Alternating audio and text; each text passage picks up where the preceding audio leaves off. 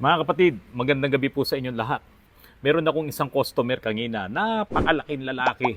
Retired police po siya diyan sa QCPD. Ngayon, nung nagpakilala po siya sa akin, ang sabi po niya, kaibigan at nakasama niya, si Ka Rudy Harasa. Yun nga lang, si Ka Rudy Harasa ay wala na po, namaalam na.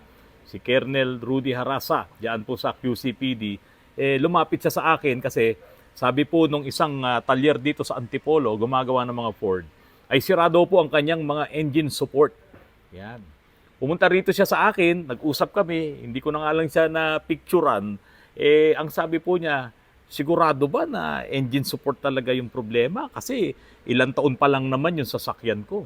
Mga 12 years. medyo matanda na rin ng kanyang Ford Fiesta. Sabi ko, ang isang kotse ay nasira ng engine support. Kapag po ayan ay matigas na, ramdam mo yung vibration ng makina. O kaya naman, yung konting galaw lang ng makina, or kapag kumakambyo ka, or umaatras ka, nakikita mo talaga na parang gustong humiwalay ng iyong makina. Dahil nga, sira na yung goma ng engine support. So, tinignan ko, pinuntahan ko yung kanyang sasakyan, yung kanyang Ford Fiesta, at talaga yung kanyang makina ay umuuga-uga po kasi. Umuuga-uga. Na kahit na bagong sasakyan mo, kahit na bago yung engine support mo, mararamdaman mo pa rin doon sa body. Ang sabi po sa kanya, nung talyer, sira daw ang engine support. Ang mahal-mahal ng engine support ng mga Ford.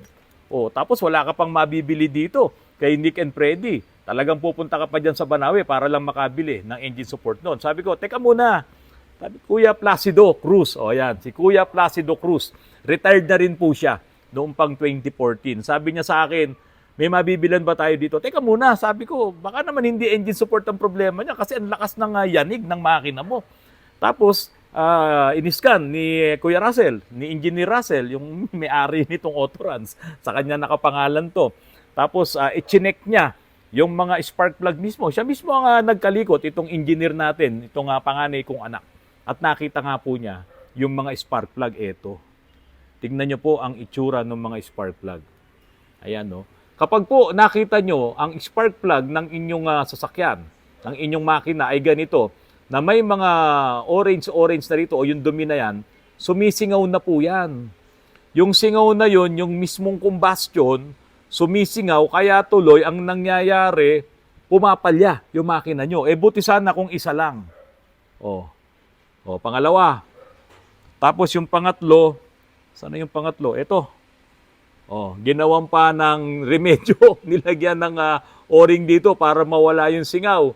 Yung isa, ibinao na po ng may-ari para maipakita niya sa kanyang asawa na ang nasira po sa kanyang makina ay spark plug lang. Spark plugs, marami, 4, at hindi po engine support. Kung nagkataon na pinalitan ng engine support, hindi naman sira, nagastusan lang siya, kumita yung shop. Ganun po kasi, kapag meron kang ibang ginawa, halimbawa engine supports, marami yan, 4 yan, bawat isa doon, 750 yung iba naman 1,000 bawat isa, may 4,000 ka na. Kung nagpalit ka lang ng spark plug, magkano lang naman ang binayad sa akin? Tuwan-tuwa po si Kuya Placido Cruz. Di ba? Kasi dito po sa Autorans ay hindi po tayo gumagawa ng mga ganong klaseng style ng masabi na natin na panlalamang sa ating kapwa. May nauna pa po kay Kuya Placido, yung nagpalit siya ng kanyang preno, yung kanyang master. Pero hindi siya nagpalit ng hydrovac. So nakauwi pa siya ng probinsya, pagbalik dito, lumulusot na yung preno. So sabi po, nung kanyang pinagpagawaan, kakailangan naman daw palitan yung hydrovac. Napakamahal po nung hydrovac. So nung tin-troubleshoot naman ni Rudy, nung ating supervisor dito, kulang lang sa bleed yung preno. So nag-bleed sila lahat ng 4 na gulong at tapos na ang problema. At siya po ay si Sir Aldrin Villarosa. May dala siyang Toyota Rush po kanina. Talagang niras naman namin yung trabaho. Pero ninenervous siya, baka nga daw magpapalit siya ng hydrovac. Hindi naman po talaga kailangan magpalit ng hydrovac. Speaking of hydrovac, meron din kaming isang customer, Toyota Avanza naman. Ito pong customer po namin na to, kapitbahay lang namin dyan. Yung master nito ang nagkaproblema. Tumagas ng tumagas yung fluid sa loob at sinira din niya yung hydrovac. Kaya ito, ang palit nito ay yung dalawa mismo na to, itong assembly. Kaya kung halimbawa may nakikita kayo mga kapatid na parang may tulo na ng konti na fluid dito sa inyong mga sasakyan, sa inyong mga hydrovac, pakalas nyo na kagad yan, paayos nyo na kagad dahil posible na talagang masira ang hydrovac nyo kapag yung fluid na yon ay pumasok sa loob nitong hydrovac. Ngayon, meron na akong pyesa niyan. Nasaan Glenn yung bago? Ito yung bagong hydrovac. Medyo mahal siya. At kailangan ko pa rin ng bagong brake master. At ngayon naman po mga kapatid, konting update lang po doon sa mamahaling owner type Jeep. Pakita ko po sa inyo yung mga chismis pa na nabisto namin dito sa mamahaling owner type Jeep na ito. At ilang mga updates din po dito kay Coaching Kuba. Ito ba yung bumper? Oo, sir. Ito. Saka itong plate number niya, bawal to. Improvised plate, bawal to. Ayan. Mahuhuli to. Dapat may authorization po kayo. Or else, mahuhuli kayo ng mga traffic enforcers o kaya ng highway patrol, may impound po yan pag wala kayong authorization na gumamit ng improvised plate. Yung rehistro naman ito, may nakalagay na revealed. Hindi naman ito revealed, kaya ito ay aayusin pa natin sa LTO. Ngayon, yung plaka mo, itinanong ko na rin sa LTO, wala pa yung puti. Kaya dapat ibalik mo yung luma mong plaka, hindi pwede to. Okay lang na luma yun, na wala ka namang huli. Pero dito, huli ka talaga dito. Katulad ni Al, nahuli nung tinest drive, yung isa naming adventure. Oo, saka yung cameraman, si Glenn, naka-improvise plate, walang dalang authorization, taga Nueva Ecija. O, si Sir Oscar Kalungkaging, yung kanyang adventure, yung kulay puti, dinala sa hilltop, yung sasakyan, kasi nga, highway patrol. O, mabuti na lamang, meron pala siyang authorization na ipadala ngayon ni Sir Oscar Kalungkaging. Yun ang importante. Kung gagamit kayo ng improvised plate, dapat may authorization na galing po sa LTO. Okay, paano gagawin mo dito ngayon? Ano na yan, banggana. A-adjust ko to. Ganito. Mag-a-adjust ka. Oo, ng mga 2 cm siguro. Paano tong, ano na to, yung magiging excess na yan? Sasapyan ko yan, sir, ng stainless din. Pwede bang ganyan na lang? Ito kasi, sir, iiwas tayo sa play ng Ha? play ng mulye. Ito. Oo. Pero palagay ko, hindi na yung maglalaro. Oo, siguro sakto na lang natin dito. Urong mo pa konti, ayan. Sakto na lang natin. Kasi kung magdudugtong naman tayo dito, hindi maganda. Or palitan to, magpabend tayo. Magpabend na lang tayo. Kasi Ha? naman pala, wala na. Oo, hindi naman maganda to eh. Pabend na lang tayo, bili tayo ng stainless, magpabend tayo ng bago. Binili nga ito ng 500,000 eh. Magkano lang to? Oo, bili tayo ngayon siguro, yung ipabebend mo medyo malapad na. 'Di ba? Malapad ng konti. Ayan. Tapos pwede pa nating lagyan ngayon ng korte na medyo nakapaganon. 'Di ba? Ayun pag ganun naka-slant, tapos ganyang kalayo. Napapanood naman to ni Sir Dario eh. Dario Cruz, Sir Dario Cruz, ayan, napapanood mo. Magpalit na lang, ayoko nang gamitin yon kasi hindi na rin naman siya maganda. Palitan natin ng bumper na stainless. Papabenta tayo ng bago. Ngayon, balik tayo dito, Sir Dario. Yung shock absorber mo, pinalitan ko na po ito. Ito na yung bago. At maganda yung mounting na ginamit natin. Yan, original yan. Ito yung ginagamit sa crosswind eh. Hindi siya gawang yung pinukpuk-puk lang. Ito original to. Yung mga nakakabit sa crosswind, ngayon yung mga ginagawa nating double wishbone, inaalis ko na kasi yan. Kaya ito yung nilagay ko sa'yo. Ngayon, ito yung lumamong shock absorber, pati yung mounting niya. Dati dito nakakabit yan, Ayan, ganyan yan, nakahiga siyang ganun. Kaya ang nangyayari, kapag lumiko yung gulong, tumatama dito. Ito, ayan, Okay? So ngayon, balik na rin ko para makita ni Kuya Dario. Ayan, ganyan dati yan, Okay. So ngayon, nandito na siya. Ang naging problema nila, Kuya Dario, mga kapatid, kaya nila inihiga itong ganon dahil kapag iniliko nila yung manibela, yung steering, itong knuckle, nakikita ba to?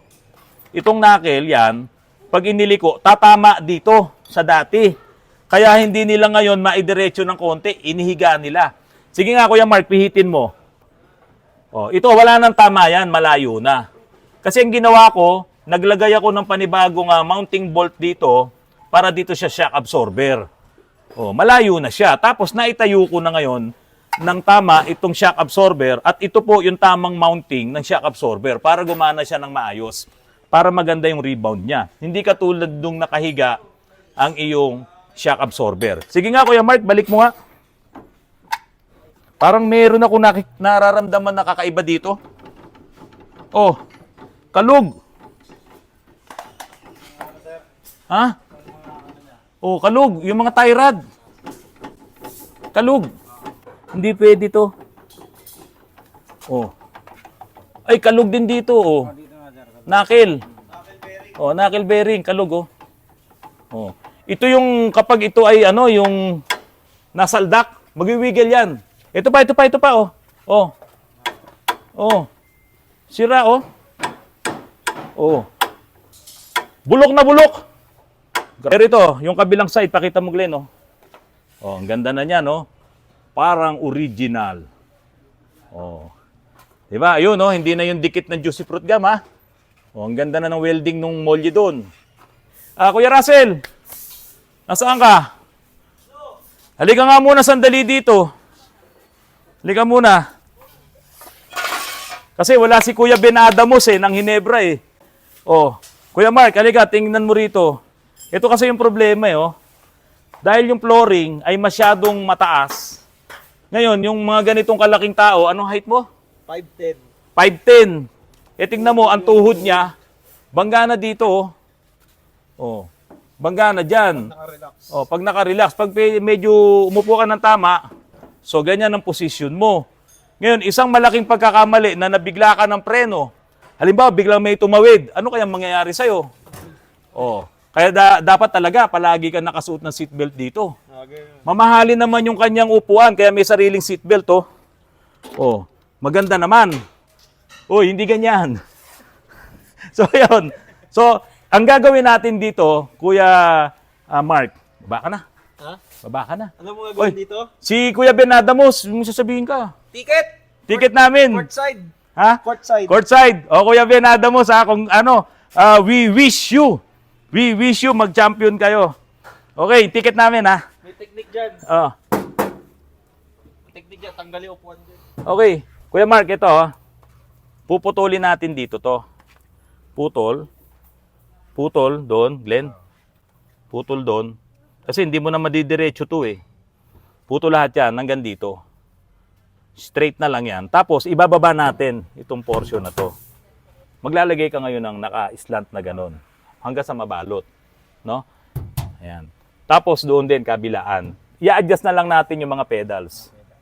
Para yung tuhod ng sasakay halos dito nakatapat. Ayan. At hindi mangangawit. Malaking tao rin kasi yung may-ari nito eh. Kaya hindi talaga pwede sa kanya yung ganitong design. Ang cambio nito, okay na to. Napalitan na po namin to ng transmission. Ayan. Pero ito, sablay oh. Kuya Dario Wala, total ito naman ay Japanese, no? Japan SAR Plus kasi to, kaya ang iyong headlight ay nandito pati yung signal. Ngayon papalitan natin to ng manibela, to. Pero ito i-retain natin siguro. Ito papalitan natin ng buong manibela para yung headlight ay nandito sa kaliwa at yung wiper ay nandito sa kanan para tama na siya. Sinsira na rin naman 'yon. Okay. So, yun yung update ko ulit dito sa mamahaling owner type Jeep. Tapos na kami sa panglikuran. Yung harapan, done na rin kami sa mga molye. Pero nadagdagan trabaho, Kuya Dario. Ito. Ayan, oh. Didinig ba? Bulok na bulok dito, mga kapatid, oh.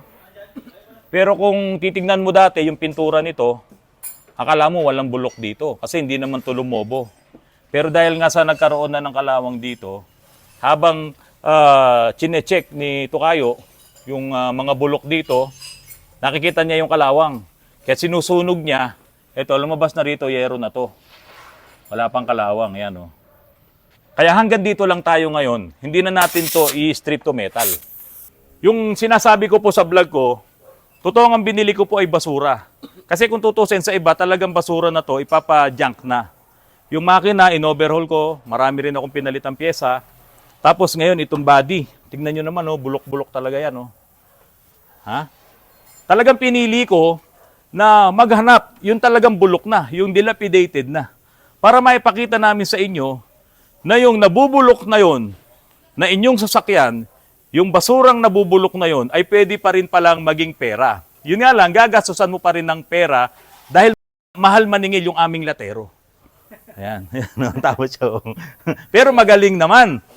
Oh, ngayon, Tukayo, ang plano ko dito, tanggalin mo to ha. Puputulin natin, sir. Putulin mo. Oo. Labas natin. Tanggalin mo talaga to. Ha? Kasi yung mga kalawang na nakasingit, Sa loob, ayan oh. para matanggal. Oo, alisin yung kalawang, linisin ng gusto, turkuhin. Bago ibalik, dapat naka-primer na. Ha? Okay, ito siguro, ito ang talagang iaano natin, yung i-strip sol. Strip shot. O, tanggalin lahat. Okay, sunugin mo. No? Para lumabas yung... Okay. Kasi kung hindi, magpapaulit-ulit lang na ganito. Pakita mo, Glenn. Oh. Ayan. Mga kapatid, yung mga sasakyan nyo, kahit bago pa yan, maluluma din yan. Iba kasi ang sitwasyon dito sa Pilipinas. Araw, ulan, moisture, kaya yung mga sasakyan natin talagang mabilis kalawangin at nabubulok. Ngayon, huwag niyong pababayaan na magkaganon ng inyong sasakyan. Pa-body repair nyo kagad kung kinakailangan or yung mga kinakalawang na portion, agapan nyo. Tanggalin yung kalawang, no? Lasunin at i-primer. Pero once na lasunin nyo, kailangan hinuhugasan yun. Yung iba kasi, lalasunin nila, hindi naman nila hinuhugasan, hindi nawawala yung substance nung turko. Dapat mawala yun, huhugasan mo yun hanggat maaari, yung thinner na malakas, no? Yung acrylic. Yun nga lang, baka madama yung ibang pintura. Lacquer, pwede, no? Panghugas. Lacquer thinner, hugasan mo kapag nagturko kayo. At saka mo ngayon yun, pa-primeran. Siguraduhin nyo na wala talagang kalawang na nakakapit. Dahil ang kalawang, kahit isa lang yan, pag humalo sa lahat ng tao dito sa shop, at siya may kalawang, idadamay niya yan, di ba? Yan, no? Kitang-kita po yan, no? Oh. Bulok talaga. Kayang-kaya naman yan nung latero natin. Dito, lalo na, oh. Oh. Bulok talaga, oh. Pag nasugatan ka nito, tetano talaga to ang mangyayari sa'yo. Kaya pag nasugatan kayo ng mga ganito, pasaksak agad kayo ng anti-tetano. Ilang kilometro ang lugar nyo mula dito hanggang Bicol? 400 plus kilometers. So kung ito ang gagamitin mo, uubos ka rito ng 3,000 gasolina sa kasal ni Kim. Oh, yan, ikakasal na kasi yan eh. Oh. So gusto mo bang gamitin to? Sabihin mo lang. Ipapauwi ko sa iyo yan, dalhin mo yan diyan sa Bicol. O, para ito ang iyong maging bridal car. Ipupultang ko yan para sa iyo. O, di ba? O, yan ang gamitin mo sa kasal mo. Ngayon, yung mayroong gustong magpakasal ulit diyan. Aba, teka muna, ibang usapan yun. Pag wala na yung partner nyo, magpapakasal ulit kayo, pwede nyo pong gamitin tong ating Toyota Crown. Ayan. Baka lang naman gusto nyo. Ngayon, kung matatapos ko na yung aking coaching Cuba, aba, sigurado namang yun ay magugustuhan ng bride kasi yun po ay naka-air condition.